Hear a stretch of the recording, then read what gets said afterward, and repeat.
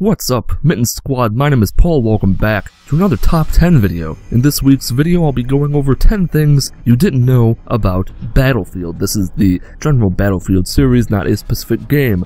It is worth mentioning that if you are a big fan of Battlefield, you may know some or all of the things that I go over in this video. With that nonsense out of the way, let's jump right into the list. Number 10. Many people consider Battlefield to be a multiplayer-oriented game, with the campaigns just tacked on for the sake of having a campaign, even though a lot of effort goes into them. But, did you know that there was actually a f***ing Battlefield 3 novel? It was released on November 1st, 2011, and was written by Andy McNab. The novel was a staggering 413 pages long. That might not be a lot for a normal novel, but it's quite long for a book based on the lackluster campaign of a Battlefield game. There was also a Battlefield 4 novel because f*** you. Number 9. In late December 2013, shortly after the release of the China Rising DLC pack in Battlefield 4, the Chinese government banned the sale of the game. According to the ministry, the game poses as a national security risk by smearing China's image and army in the form of cultural invasion, as the DLC includes 4 maps on the Chinese mainland with new vehicles, high-tech equipment, and 10 new assignments which the government sees as discrediting to the Chinese image. Number 8. Codename Eagle, while not in any way associated with Battlefield, is widely considered to be the spiritual and technological predecessor to Battlefield. It was developed by Refraction Games, published by EA, and ran on the Refractor engine. The game was set in an alternate timeline, centered around events starting in Petrograd, Russia in 1917. World War I had never happened, neither had the 1917 October Revolution. Germany had yet to become involved with any of the other world powers. Shortly after the game's release, EA purchased Refraction Games, which is why it is widely considered to be a predecessor to Battlefield. Number 7. No weapon has appeared in every Battlefield game. The weapon making the most appearances throughout the Battlefield franchise is the Beretta 92FS. Although its name has taken many forms over the course of the Battlefield series, such as the M9, the M92F, or the 92FS, it has appeared in more Battlefield games than any other weapon, being in 11 total games.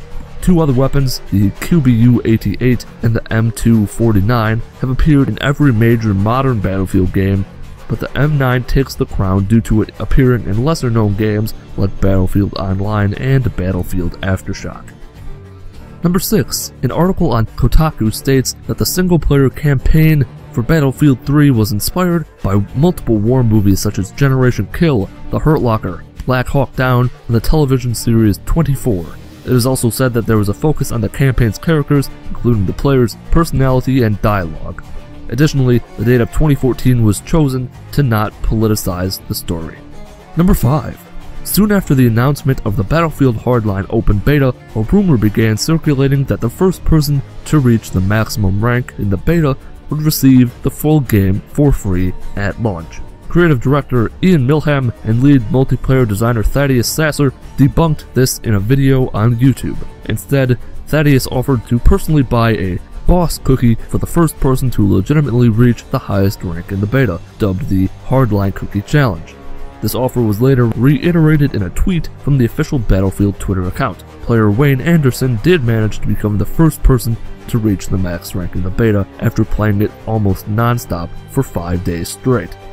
For winning the challenge, he received the boss cookie from Thaddeus along with some other Hardline gear, and the point requirement for reaching the higher ranks in the game were increased as a result.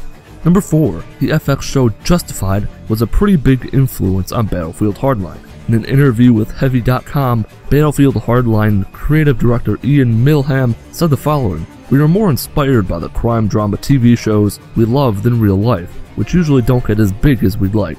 The show Justified was a huge influence, as, like us, it features cops and criminals who have a history together and are always playing mind games with each other. The dialogue is memorable, and the cops sometimes are shadier than the actual criminals."